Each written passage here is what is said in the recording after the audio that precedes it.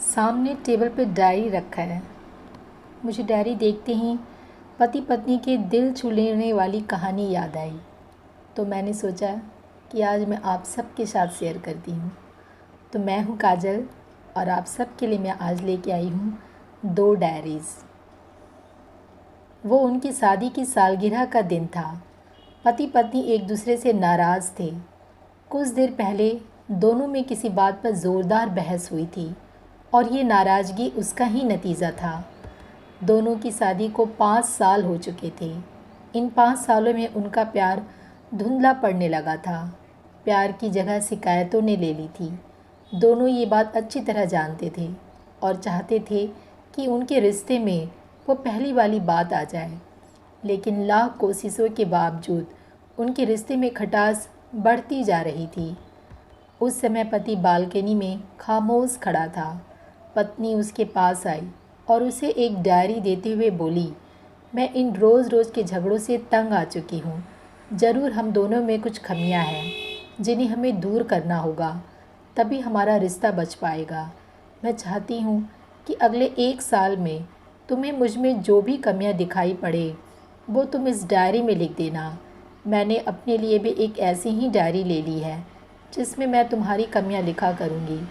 अगले साल अपनी शादी की सालगिरह के दिन हम एक दूसरे की डायरी पढ़ेंगे और उसमें जो भी कमियां लिखी होगी उस पर चर्चा करेंगे और उन्हें सुधारने की कोशिश करेंगे।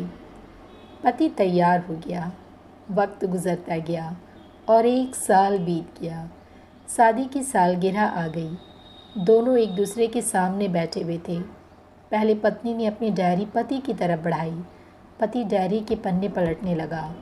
पहला पन्ना, तुमने पिछले साल मेरे बर्थडे पर मुझे कोई तोहफ़ा नहीं दिया। मुझे बहुत बुरा लगा। तुम्हें तोहफ़ा देना चाहिए था। दूसरा पन्ना, जब मेरे मम्मी डैडी हमारे घर आए थे तब हमने मूवी देखने का प्लान बनाया था, लेकिन तुम उस दिन ऑफिस से देर से लौटे।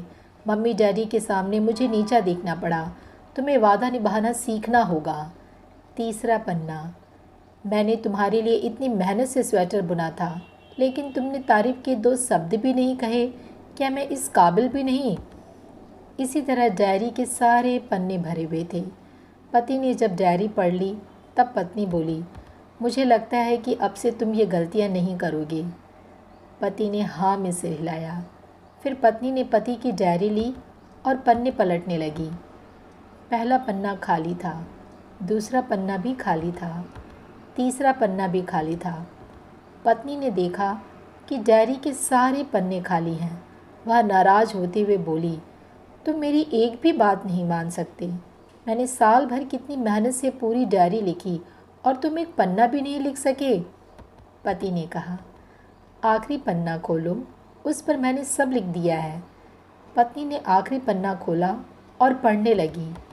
उसमें लिखा था, डियर, चाहे तुमसे जितनी शिकायतें करूं, तुमसे जितनी बहस करूं, सच ये है कि मैं तुम्हारा दिल से आभारी हूं, क्योंकि इतने सालों में तुमने मुझे और मेरे परिवार को बहुत प्यार दिया है। इसलिए इस डायरी में लिखने के लिए मेरे पास कुछ नहीं है। ऐसा नहीं है कि तुम में कोई कमियां नहीं, लेकिन तुम्हारे प्यार, समर्पण और त्याग के सामने वो सारी कमियां बौनी हैं। हज़ारों कमियां हैं मुझ में। इसके बावजूद तुम मेरी परछाई बनकर हर दम मेरे साथ रहती हो। भला अपनी परछाई की भी कोई कमी निकालता है? तुम जो हो, जैसी हो, मैं तुम्हें बहुत प्यार करता हूँ और इसी तरह तुमसे लड़ते झगड़ते और प्यार करते अपनी सारी ज़िंदगी गुजार देना चाहता हूँ। उम्मीद है तुम मुझे और मेरे परिवार को यूं ही प्यार करती रहोगी। ये पढ़कर पत्नी की आंखों में आंसू उमड़ आए। उसने उसी समय अपनी डायरी पति के हाथ छीन ली और उसे जला दी। साथ में वे वो सारी शिकायतें भी जो इतने सालों से उसके मन में दबी हुई थी। पति पत्नी दोनों ने फैसला किया कि वे जैसे हैं वैसे ही एक दूसरे को स्वीकार करेंगे, अच्छाइयों के साथ, कमियों के साथ और ढेर सारे प्यार के साथ। तो मैं इसी आशा के साथ जाती हूँ आज कि आप भी मेरी अच्छाइयों और कमियों के साथ मुझे स्वीकार करेंगे। तो मिलती हूँ अगली कहानी में।